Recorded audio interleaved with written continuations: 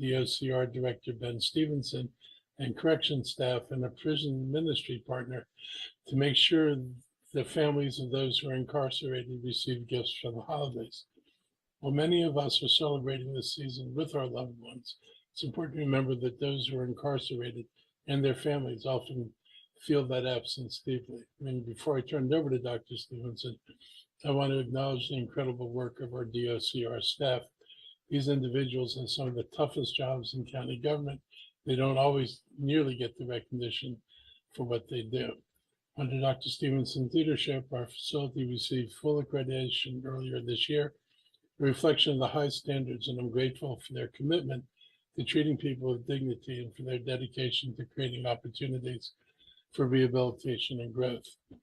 Reducing recidivism is necessary for creating a safer, more equitable community, and it requires all of us, government, businesses, and community partners, to provide second chances. If we can do that, we can transform lives and strengthen our county. Ben and I were just talking over the weekend about how we're working with the state on a federal grant that will help us get correct data on recidivism, which we need to give insight into how the hows of the program and how effectively it's working and what other programs are needed. With that, I'd like to introduce Ben Stevenson to share more about the incredible work happening in our Department of Corrections and Rehabilitation. So Ben, it's all yours. All right. Thank you, sir. Again, my name's Ben Stevenson. I'm the director of the Department of Correction and Rehabilitation. We call it DOCR. I've been in the department about 29 years. I started right in uniform out of college, and it was the first job that could pay my student loans. And as I did, I had no idea of the opportunities that would exist to move in various different categories of working in jails. I've done custody, security, case management, reentry management. When you're working in a jail, there's so many different occupations that are represented, and we're almost like a small city to make sure that we provide the safest environment for everyone to be able to focus on, hopefully not returning back to our system. Since 1972, our Department of Correction and Rehabilitation has been in existence. And in 1972, they put the rehabilitation part to our department. And so with that, it's not an accident. Out of 3,100 jails, over 3,100 jails in the United States, our facility follows the top 1% of those that are accredited by the American Correctional Association. And so with that, we follow the top standards of the profession that speak to our adherence of the national model of what standards and compliance of doing professional corrections would be. And so we're very proud of that. In addition, we also subscribe to the Maryland Commission on Correctional Standards that comes in and inspects our operations, make sure it's safe and secure and also rehabilitative. We also focus on the Department of Justice's Prison Rape Elimination Act, which is another accreditation to make sure we have a safe and secure environment that's free of sexual assault, as well as sexual harassment within our workplace. And so to give you a little background of our systems, we're a 2-jail system where we have one is an intake jail, and then we have a larger jail in Clarksburg. Our typical count any day is approximately about 1,000 offenders. And so with that 1,000 offenders, we are operating a safe, secure environment with also reentry opportunities, not only within our jail, but also at our pre-release center and our pretrial supervision and diversion programs that are located in another location off Neville Street in Rockville, Maryland. Our department requires several different jobs and professions to carry out our public safety work. Correctional officers at our jails and resident supervisors at our pre-release center, they work 24/7 managing the overall security of our department. And we can't do good rehabilitative work if we didn't have such good security. And so whether it's holidays, whether it's inclement weather, whether it's emergencies, our staff call to that occasion, and we do so with professionalism and with passion. And so I would be remiss not to mention just custody and security, but also the host of support positions, case managers, therapists, correctional health nurses, kitchen dietary officers, administrative support. All these have to be present to do good services. And so I would like to add a little bit to the A couple things that we've done recently. Our bakery program is an outstanding program, and we do it with a chef that we were able to recruit from Montgomery College that works with our incarcerated individuals, not just to provide skills in bakery, but also other culinary art skills. And so we do this certification program in hopes of those leaving our doors, never coming back, and having a livable working wage, and to reduce recidivism. And so that's just one of our one example of our evidence-based programs, of our larger reentry programs that we have in our department. And again, I wanted to shout out this past weekend, we did a gift giving exchange event that was done and sponsored by Dr. Gray's National Coalition of Prison Ministries. This event was promoting family connectivity. Family reunification is very important, not just at our jail, but also our pre-release center. And so we are very, very proud of these two events that highlight our reentry work. But overall, what I would say about corrections, it's a very challenging and difficult profession at times, but it's also very rewarding. I can tell you, I've had success cases as a case manager many years later where I see people that have never come back through the system. And so we like to see good stories. We like to promote that. And those are things that keep our motivation in doing the work that we do. Again, without the best security-minded correctional officers, resident supervisors, we couldn't do a lot of these great programs. So in closing, our department's good work didn't happen by accident. I've been fortunate enough to inherit a program that has been long in its evolution of pushing the edge, being progressive, trying things that are going to work to reduce the impact and help those that are returning our community in better shape than what they were prior to coming in. And so I'm proud to be serving in a national top model of a correctional program. And I thank the support of the county executive, the county council, and also the families and the citizens that I work with every day that we communicate with regularly, with a joint mission of hoping people don't come back and don't need our services ever again. Thanks, Ben. Thanks, Mark. We'll pause here for a second to see if any media has any questions for Ben or Mark about recidivism or the operations of our correctional facilities. If you have a question, please raise your hand. I'm happy to call on it. Take a little pause here. Any questions? Judy, Suzanne, anybody? I have a question. This is Oh, Elliot. hey, Elia. Hey, Elia, Moco 360. Thank you for joining us. I was just curious about the statistics for recidivism in the county and what the recidivism rate is. Sure. Thank you. Right now, we are working with the state of Maryland that has a BJA grant to look at getting some more deeper understanding of our programs and how they align to recidivism. We have not done some really deep dive studies and looking at our numbers. I can share with you our most recent recidivism are our pre-release program, which we last did in about 2017, 2018. We had about 11% recidivism rate at 1 year and about a 31% at 3 years. And so as we're designing this study now, we're in the forms of communicating with the state of Maryland. We hope to get some deeper numbers to be able to share with the general public on the good work that we do in our field.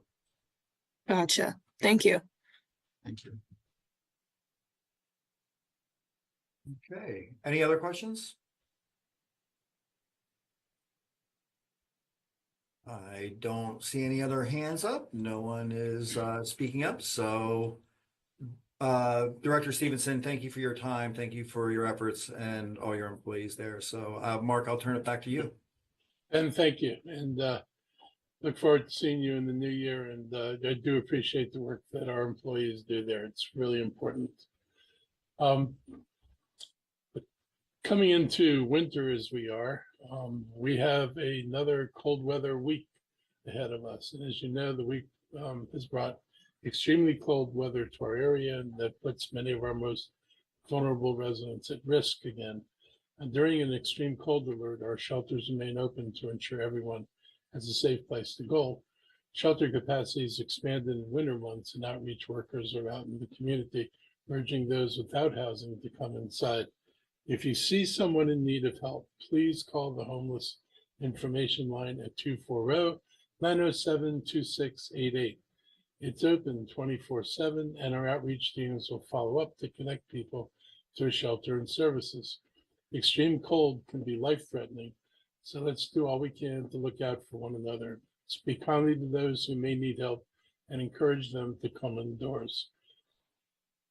Another good news story, United Therapeutics has had another transplant success. I want to take a moment to acknowledge an extraordinary achievement from United Therapeutics based right here in Silver Spring. They announced last week the world's first successful transplant of a U kidney. That's like U, KIDNEY, it's trademark, into a living person. This groundbreaking achievement follows 2 previous successful xenotransplants, including 2 U-heart transplants and a U-thymo kidney transplant. The recipient is a 53-year-old woman. She received a kidney at NYU Langone Health under the FDA's compassionate use pathway. The U-kidney, a gene-edited organ derived from a pig with 10 specific genetic modifications, was developed by United Therapeutics subsidiary Revivicor. This remarks a significant step forward in addressing the critical shortage of human organs available for transplant. United Therapeutics plans to submit an investigational new drug application to the FDA and begin clinical trials in 2025.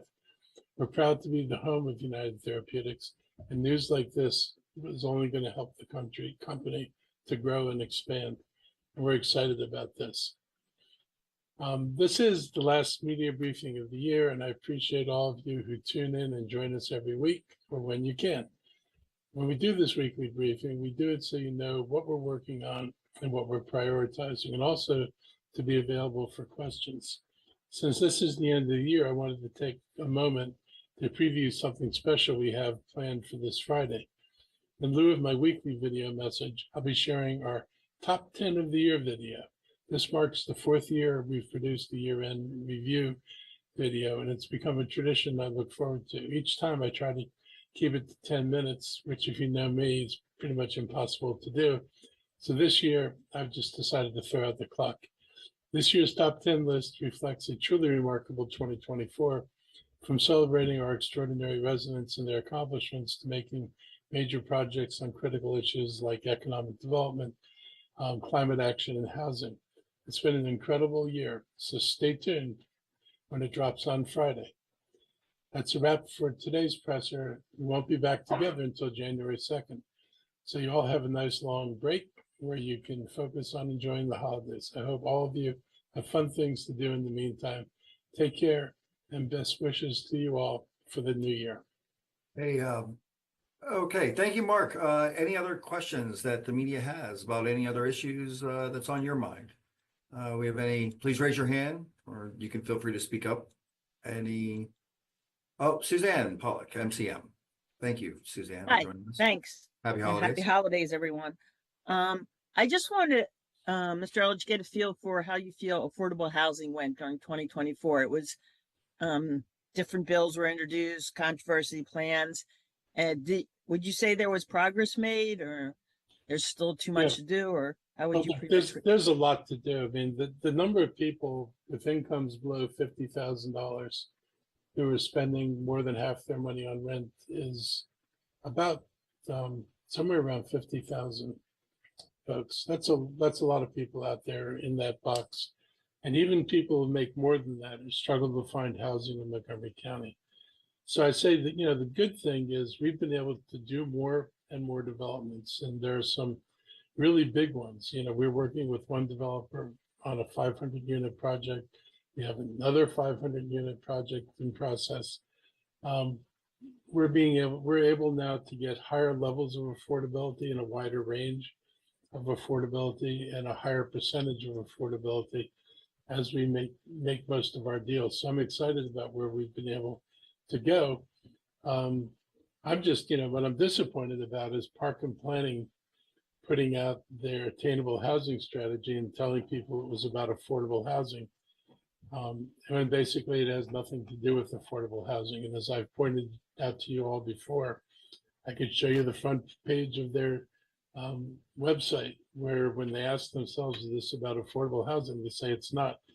There's nothing worse than to deceive people into thinking you're doing something when you're not doing it, or to try to get approval for a policy that has nothing to do with affordable housing by cloaking it in affordable housing.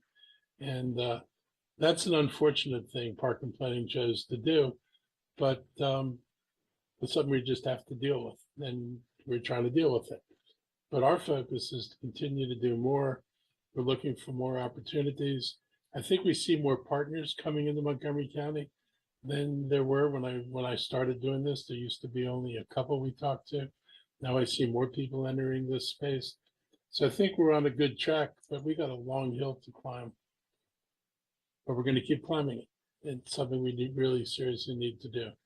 We want to make sure that people can afford to live here and work here, and would remind folks that the people we provided affordable housing to actually, by and large, all work. So these are the working poor. These are people who do jobs in our community. You know who they are, and they don't make enough money to afford, the more moderate priced housing in Montgomery County. So they often live in the cheapest and most rundown apartments in Montgomery County.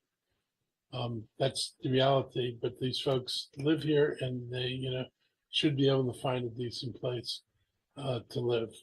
They're working, and this is ultimately, at the end of the day, it's a wage problem, even more in some ways than it's a housing problem.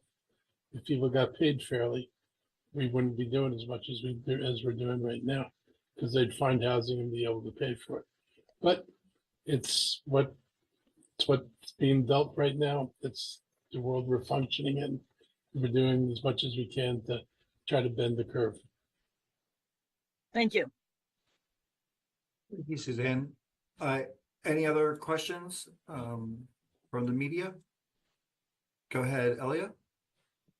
Hi, Mark. Happy holidays.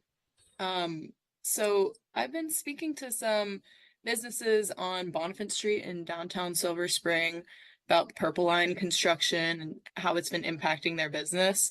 And I was curious about whether the county is looking into providing another round of grants to local businesses that are impacted by the Purple Line project. And Yep.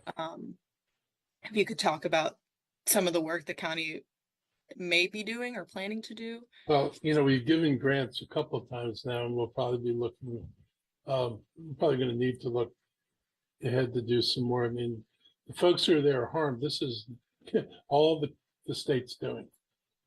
They tore the thing up too early. It's just, taking more and more of the characteristics of a boondoggle.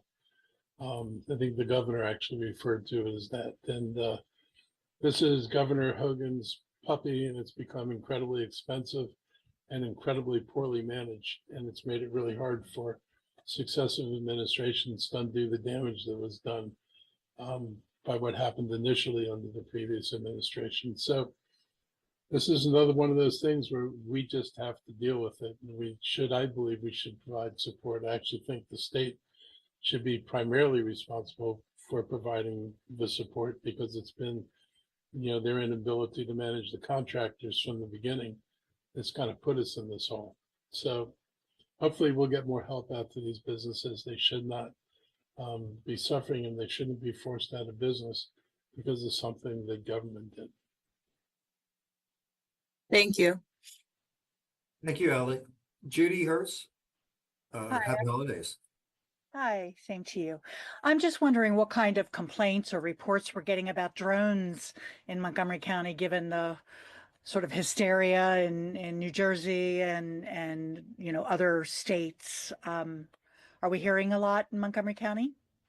I would ask Earl that question, but I haven't had a lot of things brought to my attention so far, but maybe Earl has a better sense of that. Yeah, Montgomery County Police Department put out a statement, I think, last week, and it still holds true that we have not seen the number of thoughts or concerns.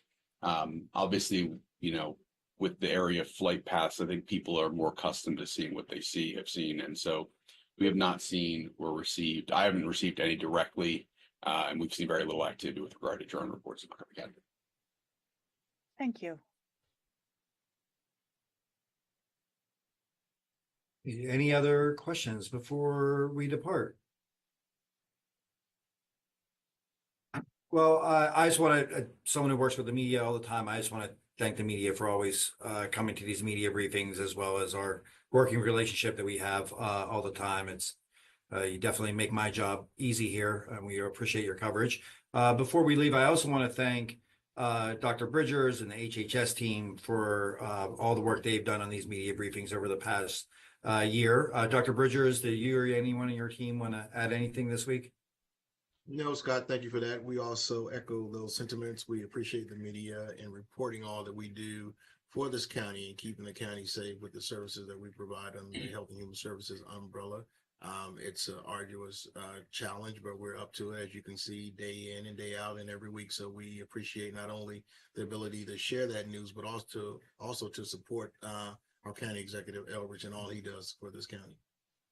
Thank you, Dr. Bridgers, and also Dr. Stoddard, who always adds a lot to these briefings. Earl, is there anything you would like to add before we depart? I did want to just say a couple things. Number one, we had an officer involved collision last week, and that officer was released from the hospital that evening. Is sore, didn't sustain any other fortunately lasting injuries other than the soreness. But it does remind us that when we have drivers on our roadways, they please be on the lookout for emergency vehicles. If you're on the roadway and they're coming up behind you, make sure you give them an opportunity to pass. They do need to proceed with lights and sirens at fast rates of speeds to allow for them to do their job and protect the public. And so it's a reminder we put out every year. I also want to say we did make an arrest last week for a work zone collision that occurred back in October involving one of our Department of Transportation employees. The person who was arrested had fled and frankly had actually left the country, and upon their return was arrested. But it reminds us that the state of Maryland, through House Bill 513 last year, did increase work zone penalties. And the reason why they had done that is because we've seen a lot of work zone related collisions and injuries. And so as people are going through work zones and we're traveling through these holiday season, please do be on the lookout and be more cognizant, follow the speed indicators as well as the lane indicators. And I will just say, on the part of the Department of Transportation employee, they've got a long road to recovery. They still have injuries that they're still not able to walk at this point. And so they've got a long road to recovery. And this is, someone's holiday season has been, the last several months have been deeply impacted. And so these decisions that we make that we don't think a whole lot about when we travel through work zones at unsafe speeds have life-altering consequences, both for the person who was struck and frankly for this driver who's now facing serious felony charges. And so please do, as we travel this holiday season, be on the lookout for work zone safety as well. I will also just say, as Scott did, our local media, frankly, is critical to getting not just the county's message out, but having our public understand the political discourse, the public discourse, what information we're trying to do to keep them safe. So thank you all very much for your service to our residents, and we appreciate your attentiveness every week. Thank you, Earl. Just want to check. No other last minute questions, and this is our last media briefing of the year. Mark, I'll give you the final word. Look, I've always enjoyed doing these media briefings. So this all started back during COVID, and we felt that it was important to keep people informed because there was a lot of misinformation out there. People, there in the beginning, people didn't know exactly what we were dealing with and what the ramifications were. We went through some, I'd say, really trying times, making sure that our focus here was minimizing the number of casualties. And I think the county did a pretty good job of doing that. But it was important that we reach out and let the residents know proactively, not wait for something bad to happen and then call a press conference, but to keep up a steady stream of information to help people cope with it. And we realized, when we did that, that actually we had a lot of other things that we could be keeping residents informed about. And so we used this platform to talk about other topics and other things the county's doing that we want people to know. And it also gives the press an opportunity, regular opportunity to talk to us. They don't have to wait for a press conference. We'll provide a format so the press can ask us questions that they want to ask. We don't pre-screen the questions or what you bring to the table. So I think it's been good for communications. I think it's good for county residents. I think it's good for us to be out there answering questions because people have them. They should be answered. And I feel, we've created a pretty good thing here. And I do enjoy doing it. Well, thank you, everybody, and happy holidays. All the best to you and your families. And thank you too. Thank you. And then the third day we did a murder mystery party and illusionist